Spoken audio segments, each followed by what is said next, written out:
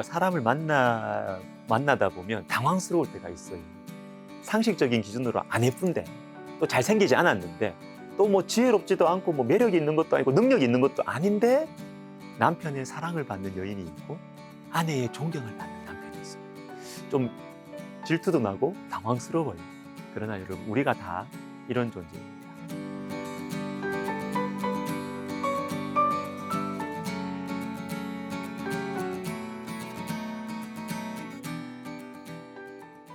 아가서의 주인공인 여인은 예쁘지도 않았고 또 사람들에게 귀하게 여김을 받지도 않았던 것 같습니다. 1장 6절을 보시면 내가 햇빛에 쬐어서 거무스름할지라도 흘겨보지 말 것은 내 어머니의 아들들이 나에게 노하여 포도원 지기로 삼았습니다. 나의 포도원을 내가 지키지 못하였구나.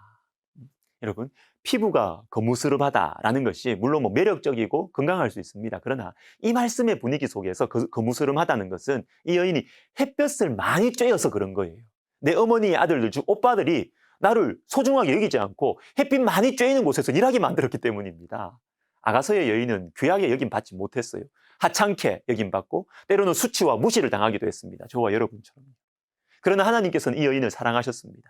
저와 여러분을 사랑하셨습니다. 다윗도 그러했습니다. 사무엘상 16장에서 하나님께서는 사울을 대신할 왕을 정하시려고 사무엘을 보내셨습니다. 이새라는 사람의 아들들을 하나씩 보죠. 맏아들 딱 보니까 외모가 좋았어요. 근데 하나님께서 아니다 하시면서 하나님은 외모가 아니라 중심을 보신다고 하십니다.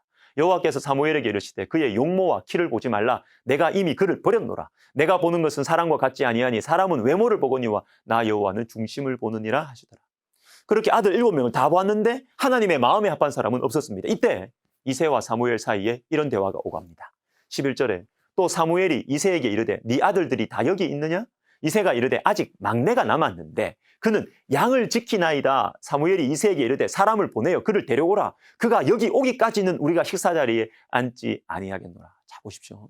아직 막내가 남았는데 그는 양을 지키나이다. 이 말 속에 다윗이 이 가정에서 어떤 존재였는지를 짐작할 수 있죠.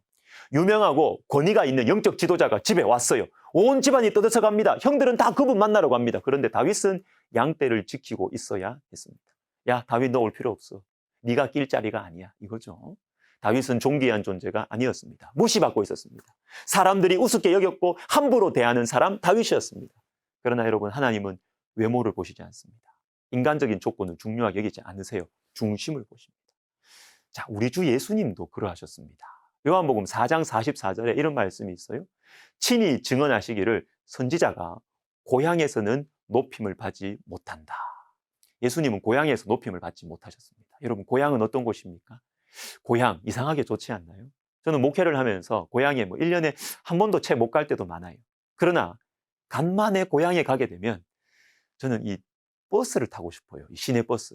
이 차가 있어도 때로는 이 시내버스 타고 창가에 이렇게 앉아가지고 고향 이곳저곳을 멍하니 봅니다. 내가 지나가는 저곳에 친구들과의 추억이 있습니다. 저곳에서 학교를 오고 갔습니다. 저곳은 내가 뜨겁게 찬양했던 교회입니다. 어디를 가도 제 마음은 시인이 돼요. 곳곳에 추억이 서려 있습니다. 이제는 아는 사람들도 별로 없고 만날 사람들이 거의 없어도 그냥 누군가가 고향에 가면 다 안아주는 것 같아요. 그러나 여러분, 때로는 고향이 차가울 때가 있습니다. 매정하고 무서울 때가 있어요. 왜? 하나님의 손길, 내 영혼 속에 그동안 역사하신 하나님의 손길, 나를 변화시키신 하나님의 손길을 고향은 알 길이 없습니다. 만약 제가 세상적으로 성공해서 고향에서 정치인으로, 국회의원으로, 지방단체의 자치단체의 선거 후보로 나타나면 모르죠. 그러나 고향은 도리어 나를 무시합니다. 왜? 나의 과거를 아니까. 내가 얼마나 초라했는지, 우리 집안이 얼마나 보잘것없는지, 그리고 내가 얼마나 교만했는지를 고향은 알고 있기 때문입니다. 고향의 차가움이죠. 고향의 차가움은 장소의 차가움에서 멈추지 않습니다. 여러분, 고향의 차가움은 가까운 관계의 차가움이고 익숙함의 함정이죠. 우리는 가까이에 있으면 귀한 줄 모릅니다. 가까이에 있는 사람들이 사실은 소중한데 당연하게 여겨요. 때로는 부담스럽게 여기거나 피하고 싶을 때도 있습니다. 이런 말이 있습니다. 상처는 친밀감을 먹고 자란다. 여러분, 멀리 있는 악하고 오만한 사람, 아무리 악해도요, 멀리 있으면 우리한테 상처 안 줘요. 오히려 내가 비난하고 판단할 수는 있지만 내 마음에 아픔을 주지 않습니다. 그러나 가까운 사람들, 나에게 상처를 줍니다. 가까이에 있어서 나를 함부로 하고 가까이에 있어서 소중하게 여기지 않으니까 가까이에 있어서. 그리고 저와 여러분들이 가까이에 있는 사람들을 우리가 소중하게 여기지 않을 수도 있다라는 것입니다. 사랑하는 여러분, 가까운 사람들을 귀하게 여겼으면 좋겠습니다. 오늘 여기 내 형제들 중에 작은 자 하나를 섬기면서 주님을 따라가고 닮아가면 좋겠습니다. 마태복음 25장 40절, 너희가 여기 내 형제 중에 지극히 작은 자 하나에게 한 것이 곧 내게 한 것이니라. 내 형제라고 말씀하십니다. 멀리 있는 사람들이 아닙니다. 가까이에 있는 사람들.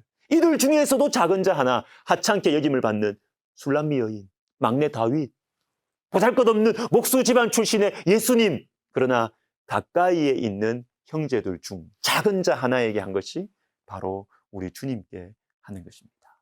우리의 중심은요, 높은 사람들, 힘 있는 사람들 앞에서 나타나지 않아요. 그분들 앞에서는 다 순한 양이에요. 다 착해요. 다 예의가 바르고 신실한 그리스도인이에요. 그러나 가까이에 있는 사람 앞에서 우리의 신앙, 하나님을 향한 우리의 진심이 드러납니다. 그리고 하나님께서는 저와 여러분의 중심을 보시죠. 사랑하는 시청자 여러분, 내 곁에 술람미 여인이 있습니다. 내 가까이에 막내 다윗이 있고요. 그리고 내 가장 가까이에 우리 주 예수님께서 계십니다. 가까이에 있는 사람들을 소중하게 여기는 것을 하나님께서 기뻐하십니다. 그리고 가까이에 있는 사람들을 사랑하고 섬기는 것이 내일을 위한 최고의 준비입니다. 기도하겠습니다. 하나님 아버지, 가까이에 있는 사람 사랑하고 섬기는, 참으로 우리의 진심이 주님을 향해 있는 그러한 신실한 그리스도인들 되게 하여 주옵소서. 예수님의 이름으로 기도드립니다.